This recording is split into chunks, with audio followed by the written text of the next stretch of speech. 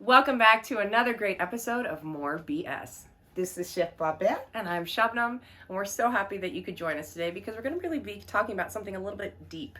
I think it's deep. I think it's important. So today's topic is honesty. Yeah. And, I think we live in a time where people are like, oh, well, I live with integrity. And for us to live with integrity means we should honor our word. And to honor our word, we have to be honest. Yeah. Honest. Seriously.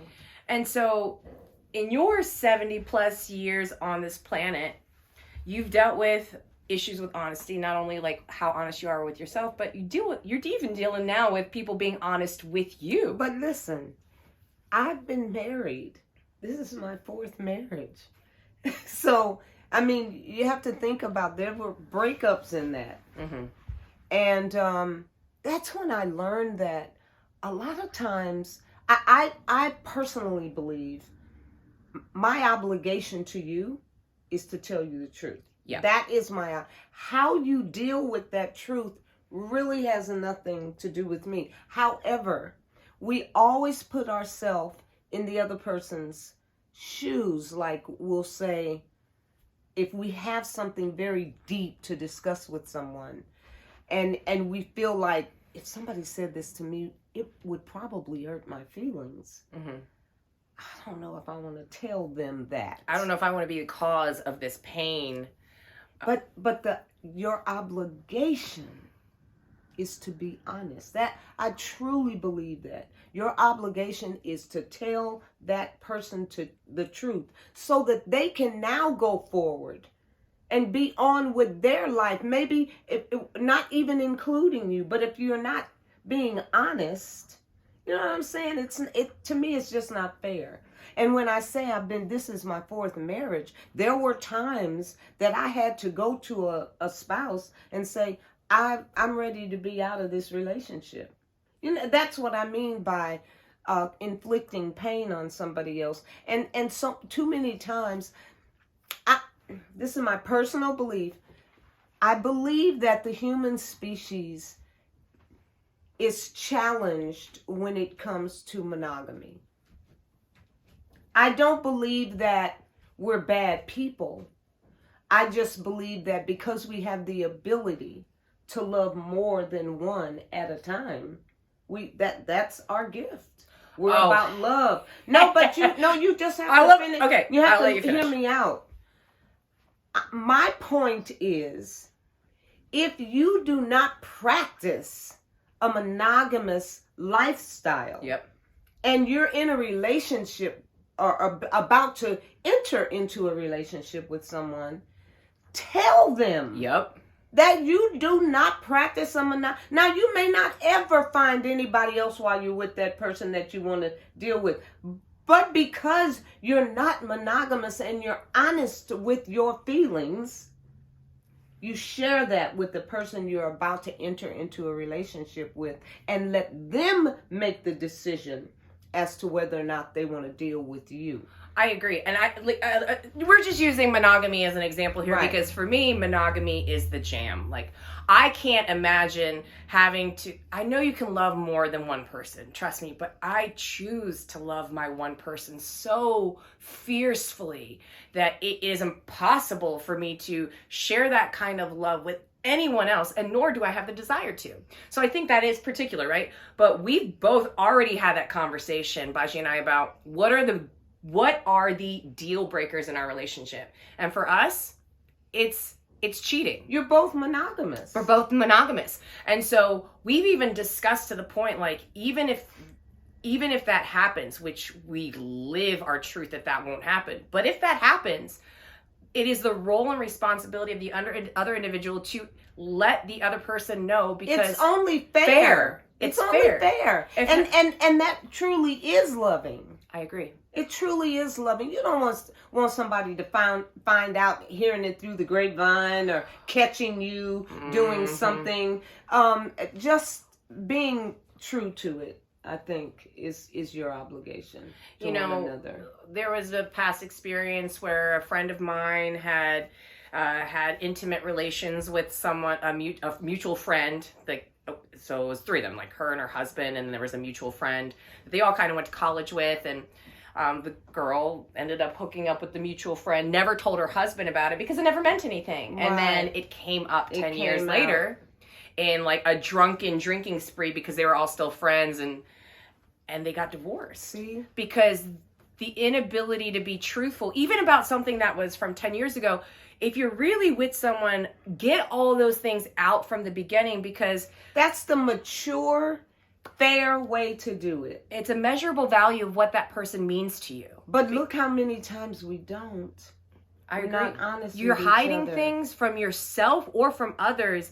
Or you're just always putting yourself in that person's place. Like, how would I feel if that? What if somebody said that to me? Well, I'm not gonna. It's it's not about you right now. Right. And you don't know how that person's gonna respond. And you don't know how that person's. They may embrace you and say, "Thank you so very much for being honest with me." We kind of had an experience like that, and I was like, "Listen, this is what's up, and this is my perspective, and I'm sharing this with you because I love you." And she was like, and I battled with that. Remember, I was battling with like sharing this information, and she was like, "Shabnam, if it wasn't for you sharing this with me, I now feel empowered to make a decision on my own." On my own. And I was like, "Oh wow, that went by so much smoother than I thought it was." But really and truly, it doesn't have to be smooth. It just has to be done. Oh, that's so true. It is. And we're all so immature when we don't. We're weak when we don't. And it's just totally not fair. You're really a jerk when you're not honest. You are. Because what you're doing is you're playing with somebody else's life. Their rights. Their rights to know. Yeah. To be able to make an informed decision as to whether they want to stay or go. Like, how many of y'all have ever been in a position where you found out that your friend's partner was cheating on them or was being dishonest about something? And now you're like, shit. Am I supposed to tell my friend? I know it's their business, but like, here's the deal. If Babette had found out something that Baji was doing on the side, and we're all still in a business together, you'd be damn certain she would fucking tell me. And what I would probably do more than anything is go to Baji. I would probably go to Baji, and I would probably... He just flicked us off because he's like, I'm not doing shit. But it's easier to use the example of us because I don't want to throw any friends under the bus. Like, can you put in the camera what you just gave us? Just bring it around and put it in the camera for us. Pew! It's pew! It's pew, perfect. Pew, pew, pew. It was actually perfect, Baji. It was perfect and pink. What were you saying? So she said she would probably go to Baji and say... I would probably be like, dude, you know Shab is my girl and you know what I know. What's up? Are you going to tell her or am I going to tell her what's up? Because if I let me tell you what I had to do one time. I worked for an airline, one of the airlines I worked for. And there was a woman that I don't know, I believe she had seizures. Oh. And I don't think she wanted anybody to know. And I was like, I am not getting ready to fly be on a flight with her and she go off into a seizure. No, she was hot with me. But as far as I was concerned, FAA would not hire her if she was having seizures and they knew it. And she should have been the person. She should have disclosed. She should have never, ever tried to be a flight attendant. She should have never tried to do that. What was she going to do? She's there specifically to help people off that plane or in any type of an emergency. She is there to assist those passengers. You know what I'm saying? Listen, now with HIPAA violations, Babette would be fucking canned for that. You can't share people's medical information. But what I really love that you did is you put other people's safety ahead of her need, because it's fucking true. It's absolutely true. It was. And really and truly, it was pretty much on the down low that I shared that. with like a supervisor. Like with a supervisor. And I just said, I know her and I know this is happening with her, and I don't think she should be a flight attendant. I have a problem flying with her. Well, and I know that she has an illness like that. Yeah. And they never puts your safety at risk too. Right. I don't think they disclosed that I shared that. Of course not. Yeah. Of course not. But they found out and they decided not to hire her. Okay. Yeah. Okay. So, but I mean, I'm not and excuse my language, I'm not a chicken shit. I just know when something is not correct. And if I am going to be involved in that, it's either I'm out or you got to do something with that, period. Can I ask you, how long did it take you to find that comfort with being like, okay, I don't like that you're not being honest, I'm out? Because I have to be honest, it took me quite some time to finally have the balls to be like, this situation maybe not resonating with me. I'm still having to say to myself, okay, I need to say something to this person right now. I know it may be touchy, but I got to say it. Right. But it may take me a little longer, but I know my responsibility to myself and to my friend. So I'm just saying, think about it. Think about being honest first, because you would want somebody to be honest with you. Man, that's some truth. And I love that she says that she's even still dealing with it, because unless you're like some monk and you've heightened and you've gotten that sense of awakening and enlightenment. And remember, that's exactly what it is with Buddhism. It's to seek enlightenment, to truly find that balance and that awakening. And so that journey, it's a lifelong journey. And even in Buddhism, the reason why we keep coming back is to finally seek that enlightenment in some sort of some lifetime. Exactly. So wow, I love that. We do hope that these conversations help you seek your truth and your honesty, because we know it's not easy. It's not. And I have to be honest, like I even said in the last podcast, I'm not perfect. I make mistakes. There are times where I am so motivated to give a little white lie so I can get out of something. And then I realize, what's the point? But hold on. Though. What's the point? Like, listen, like, if a friend invites me out to dinner and I'm like, oh, you know what? I'm feeling under the weather. No, I'm not. I'm tired. I'm exhausted. And you know what? And I overcommitted. And I'm finding myself that when I'm honest about little things like that versus sneaking in a white little lie. But come on, I feel better. But Shab, I have an issue with the white lie. Okay, I'm a black woman. Oh, I'm sorry. Let me just tell you this. All y'all. A lie is an untruth. Ain't no colors. And you can't categorize a lie. A lie is a lie. Period. Stop it with the white lies. You act like if the lie is white, it's like less than. It's better. It's a better lie. No, you are right. No, a lie is untrue. Okay? That is a lie. Ain't no black lies. Ain't no white lies. Ain't no green lies. Ain't no boxes for the lies to go in. If your ass ain't telling the truth, you told a lie. I was basically today years old when I learned that saying a white lie was just a way to make it racist, because it truly is. It's horrible. When you think about, oh my God, I'm sorry, I'm really having an aha moment right here on camera where I'm like, wow, what a way that we've linguistically minimized the plight of people of color. Exactly. And minimize the responsibility on white people by saying it's a little white lie when literally you told an untruth. You lied. You should be held accountable. No matter how big or small, it is an untruth. If you ain't telling the truth, you telling a lie. And there is ain't no color associated with it. Thank you. Ooh. That was super powerful. Okay, on the lie thing. Yeah. But anyway, I get it though. Sometimes you feel like, now say for instance, now I kind of like to stay in my now because I don't have to go to places like this because it ain't real. But say for instance, somebody is about to get hurt and you could stop it by lying. Like hurt physically? Well, or however kind of, no, let's say physically. Something was about to happen and you could make it not happen. I'm over the top with it. Yeah, if I could just avoid to say, is there ever a chance that a lie could avoid violence? Could be okay. Because what we're saying is, be honest. That's why I like to hang out in my now. Because dreaming about some stuff that ain't happened, it's not real. But I'm saying, do you think there's ever been times that a person was in trouble and a lie got them out of trouble?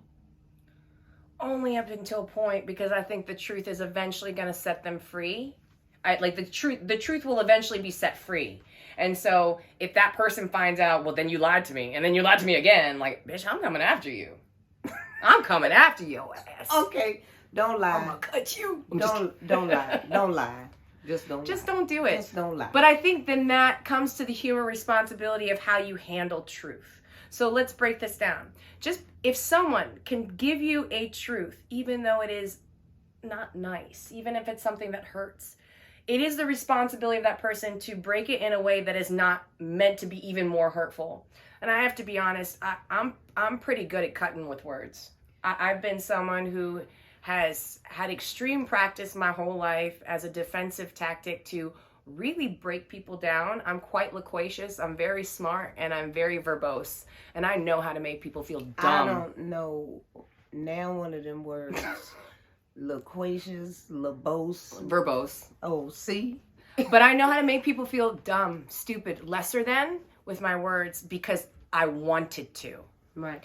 And when I do that, it makes me feel terrible. But that's cruel. It's cruel. So there are ways that you should not tell truths, right? Like you don't have to be hurtful to give somebody information is what I'm trying to say. Yeah, you want to be honest, but you don't want to be a jerk. Yeah, so don't be a jerk like I've done, right? But you have to differentiate that. If you can tell that you brought that up. That's important because some people say, well, they told me to tell the truth, so honey, I just tell like it is. Don't do that. You're not just screw you on purpose trying to hurt somebody. Don't be mean. Well, you was mean. But guess what? I learned from that, and when I hurt people that I love, and I've done that to the love of my life, I've said something, the way that I've said it was to be hurtful, and when I see someone that I love start to cry or be maimed by my words, I feel like a terrible person. You are a terrible person. It doesn't make me a terrible person. Beating somebody up with your words. It makes my action terrible. And can I control that? I can. And so as an adult, I choose to not do that because I realize I have power in the way that I speak to others. I love that. Right here, right now. But that's growth, and that's honest, and that's me being honest with myself. I'm glad you shared because that. I know what I can do, and I also know what I can do better. That's sweet. I love that. Yeah. Right, and so when we talk about honesty, we want to say that it is how you do it for yourself, but how you do it for others. Yeah. And so when you are giving the truth that may be hurtful, do your best to do it kindly. Yeah. But you also have to understand the way that person responds to the truth is their ownership. It really is their ownership. It is not your responsibility to work. You can worry, but it's not your responsibility to worry about how they're going to handle it. Let me tell you the story of one of my husbands. I had a meeting with him in our living room, and I said to him, I want a divorce. I said, we can work on paying all these bills off. I said, but I'm going to start dating again. Oh, I remember this. Yeah, I'm going to start dating again. I just want out. He said, okay. The very next day, he had a U-Haul truck, and he moved out, and went on with his life. And see, what a beautiful demonstration of what it means to be a man. That's right. And to take life with grace. He just took it. He took it. We're friends now. I just wasn't ready for that particular husband. I did not mention that husband on the Rich Roll show because I did not want to mention that husband on the Rich Roll show. Why not? Because I was the immature one. He did not hurt me, and I wanted to keep his name out of it. I didn't want to. I just didn't want to. As a matter of fact, when I left the guy with the crack cocaine. He was snorting it, and I'm smoking it.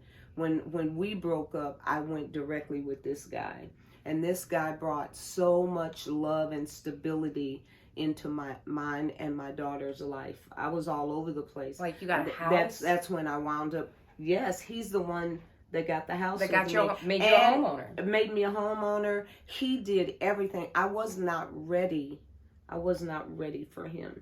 He was a few years older than myself, and but because of him, you were a homeowner. Yes. You got your life aligned. Trees went to private school. Trees went to private school. Yeah. Everything. He leveled us out like that. Yes, he did. And guess what? He was always honest. Honest. Mm-hmm. And I'm telling you, I thought we were gonna hang together and get the bills paid. The next day, he had a U-Haul truck. He's like, "Bitch, I'm out." He was like, "You don't want me?